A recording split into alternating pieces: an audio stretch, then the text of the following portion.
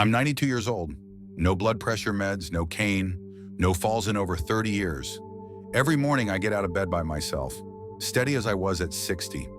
Do you know the very first thing I do every morning? It's not taking pills, it's not coffee, it's doing absolutely nothing. I just lie there, I breathe, and I send a signal to my body. We're still alive, and today we move forward. In this video, I'm going to show you 6 small but incredibly important steps I've done every morning for the past 3 decades. They've helped me avoid dizziness, stay upright, and begin each day with clarity and control, even at an age when most people are stuck in bed. I know the feeling. Waking up with your head spinning, your limbs unsteady, and your heart racing. I used to feel like that at 60, but when I changed the way I wake up, I changed the rest of my life. If you've ever felt nervous about getting out of bed in the morning, if you want to live freely without depending on others, then this video is for you. Number 1, the silent danger. Why older adults often feel dizzy. When getting out of bed, I used to think morning dizziness was no big deal. If you're tired, rest. If your head spins, just lie back down. But then one winter morning, my dear friend Evelyn, 86 years old, fell in the bathroom. She had simply stood up too quickly. She fractured her hip, 3 months unable to walk, and from that day on, she lost all confidence in getting out of bed on her own. Do you know what really happened? When we sleep, our blood pressure and heart rate slow down. The body enters a kind of hibernation mode. Less circulation, less blood flow to the brain.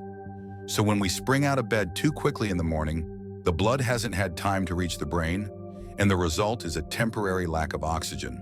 That leads to spinning head, blurry vision, pounding heart. And the most dangerous outcome? A fall. A young person might shake it off. But if you're over 70, one fall can change the rest of your life. That's why I call it the silent danger. It doesn't make a sound, it gives no warning, but it only takes one time for you to lose your independence. So what's the lesson I learned? The older we get, the slower we must move. Not because we're weak, but because we're wise. Slow down to stay balanced. Slow down to gently remind the body, wake up slowly, we have a long day ahead. So what do I do each morning to avoid this? Let's start with the simplest thing. Don't jump out of bed. Let me show you how I wake up without getting up, and why it changed my life since I turned 60. Let's move on to step 2. Wake up slowly, don't rush out of bed. Step 1. Wake up slowly, don't rush out of bed. There's a mistake almost everyone makes, including me, back when I was 60. Every morning, the moment I opened my eyes, I'd spring out of bed like a coil. I thought, I'm still strong, still quick on my feet. But then I started noticing strange signs. A bit of dizziness, a racing heart. Some mornings I had to hold on to the table just to steady myself. At the time, I didn't realize my body needed time to fully wake up. Why shouldn't you jump out of bed right after waking up? Because while you sleep, your nervous system, blood pressure, and heart rate all slow down. Your body isn't ready for sudden movement. If you sit up or stand too fast, the blood hasn't reached your brain yet, your blood pressure drops, your heart pumps hard, and that's when dizziness, a pounding heart, or even fainting can happen. It's like starting up an old car. You can't slam the gas the second you turn the key. So how did I change this habit? Very simply. I stay lying down for an extra 30 seconds after I open my eyes. I take a long, slow breath. I let my eyes adjust to the light. I don't reach for my phone. I don't sit up. I just lie there, calmly greeting my body. A real example? My friend Henry, 88, once fell out of bed trying to rush to the bathroom in the middle of the night. I told him, in the morning, give yourself 30 seconds, breathe, then move. 2 weeks later, he called me. My body listens to me better now. No more morning dizziness. Here's the little lesson I learned. When we wake up slowly, we're not wasting time. We're giving our body the time it needs to prepare.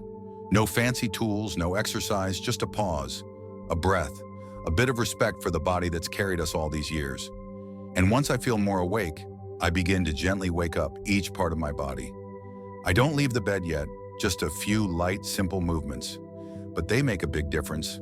I'll show you what I mean in the next step.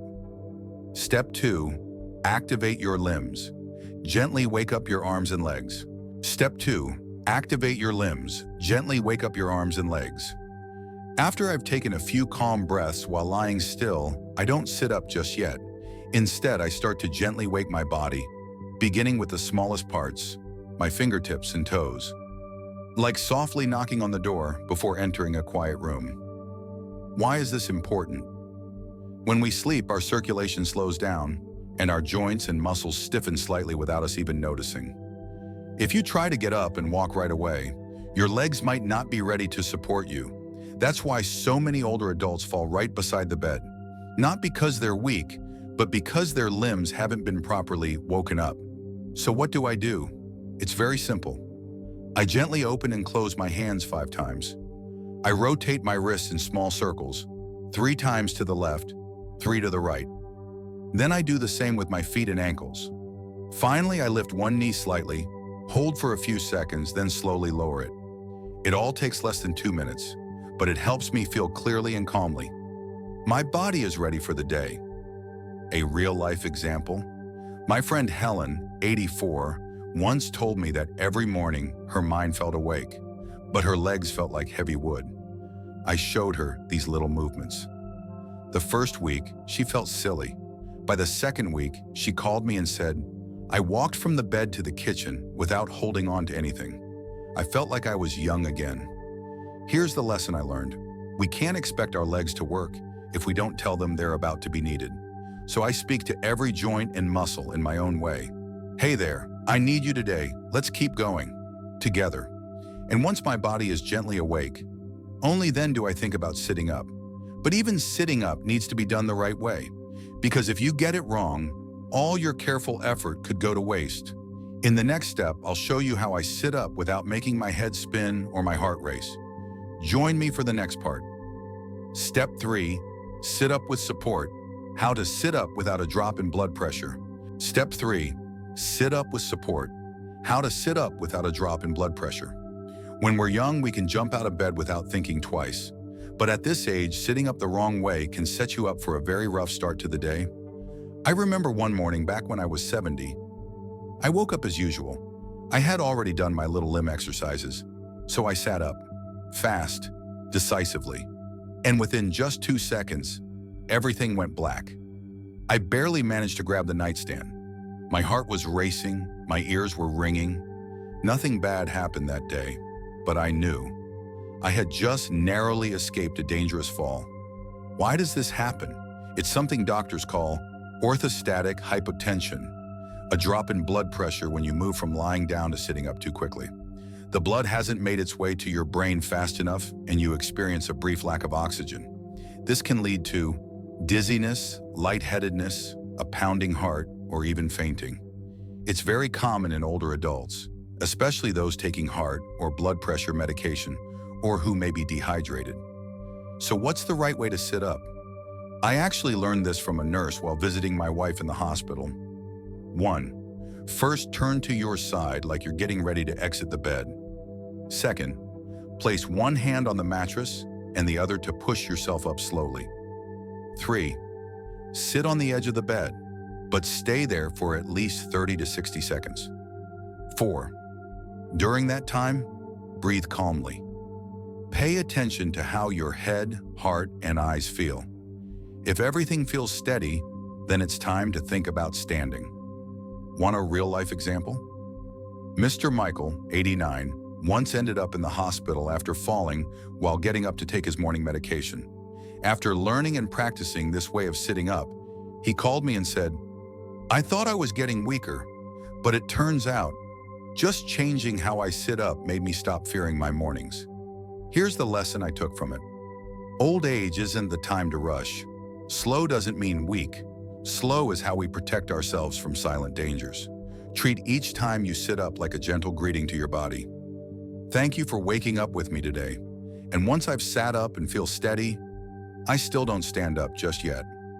I give my breath and my balance a little extra time to sync up, because sometimes just one rush step is enough to throw the whole day off. Let's move on to the next step. Step 4, breathe and ground. center your breathing and wake up your balance system. Step 4, breathe and ground. Center your breathing and wake up your balance system. After sitting up and finding my footing, I still don't stand right away. Instead, I take a moment to do something that seems small, but has made a big difference in how steady and clear I feel every morning. I breathe, not just casually, but with purpose. Why is this important? Because it's not just your muscles that need waking up. Your nervous system and balance center need it too. As we age, our inner ear, vision, and even our sense of pressure in our feet can become less responsive. That means your body has a harder time figuring out, where am I in space? Am I steady? Am I safe? And if you stand before your mind and body are in sync, one wobbly step can turn into a dangerous fall. Here's what I do before I stand. 1. I place my feet flat on the floor. 2. I close my eyes gently. 3. I breathe in slowly through my nose for 4 seconds. 4. Hold for 2 seconds. 5. Then breathe out through my mouth for 6 seconds. 6. I do this 3 times. It may sound simple, but each breath is like a gentle signal to my brain and body. We're steady, we're safe, we're ready. I sometimes add a little movement too. While seated, I lift 1 foot just an inch off the ground. Hold for a few seconds, then switch. This gently re-engages your balance system, what doctors call the vestibular system, without strain or risk. Want a real example? My friend Nancy, who's 85, used to trip over door frames in the morning. I showed her this breathing and grounding routine. The next week she smiled and said, "I don't just feel more balanced, I feel calmer, like I'm in control again." The lesson I learned? Never let your feet walk if your breath isn't with you yet. When your breathing is calm and your senses are grounded, you don't just walk. You move through the day with confidence. And now, with body and balance aligned, I finally take one last step before standing. I drink water. Not because I'm thirsty, but because I know, at this age, dehydration sneaks in quietly during sleep. And it's one of the biggest hidden reasons behind dizziness and instability. Let me share that with you next. Step 5, drink before you walk. Hydrate before you take that first step. Step 5, drink before you walk. Hydrate before you take that first step. Before I take even a single step in the morning, I do one last thing. Quiet, simple, but powerful. I drink water, not coffee, not juice. Just a small glass of warm water I leave by my bedside each night. Not because I'm thirsty, but because my body needs it more than I think.